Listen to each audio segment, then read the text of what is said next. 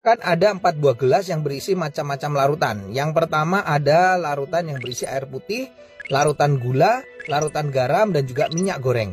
Dan masing-masing larutan nanti saya akan campurkan dengan sel darah manusia. Ini adalah darah manusia yang sudah ambil menggunakan jarum suntik. Nah, lalu saya akan teteskan pertama kali pada larutan yang pertama, yaitu air putih.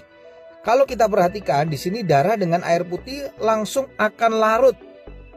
Bahkan ini saya siapkan ada batang pengaduk, saya akan aduk sampai dengan merata, dan di bagian batang pengaduknya pun juga tampak bersih, tidak ada darah yang menempel.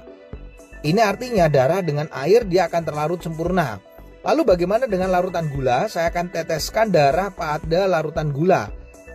Kalau kita bandingkan dengan air putih tadi, pada larutan gula ini sel darahnya tidak akan larut ke bawah, justru dia akan mengendap di bagian atas. Dan akan saya gunakan batang pengaduk. Nah, Anda bisa lihat ini beda sekali. Sel darahnya justru menempel pada batang pengaduk. Ini kenapa? Karena gula itu bersifat perlengketan. Berbeda dengan air putih tadi, batang pengaduknya bersih. Makanya orang kalau kena diabetes, terjadi perlengketan pada darahnya, mengalami rasa haus, kemudian sering buang air kecil, dan akhirnya suka ngemil.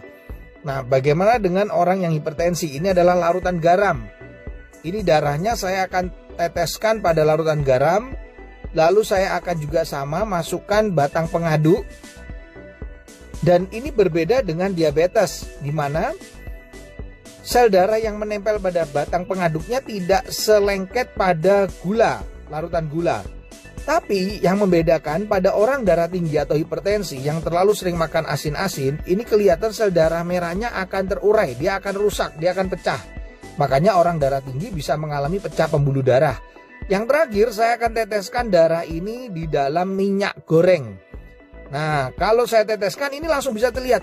Sel darahnya nggak bisa larut, tidak juga ya mengendap di bagian atas, tapi justru menggumpal-gumpal.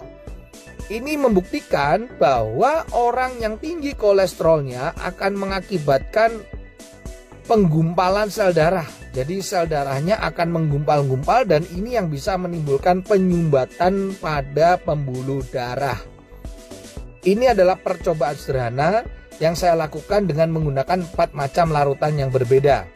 Semoga percobaan ini bisa menjadi inspirasi untuk kita agar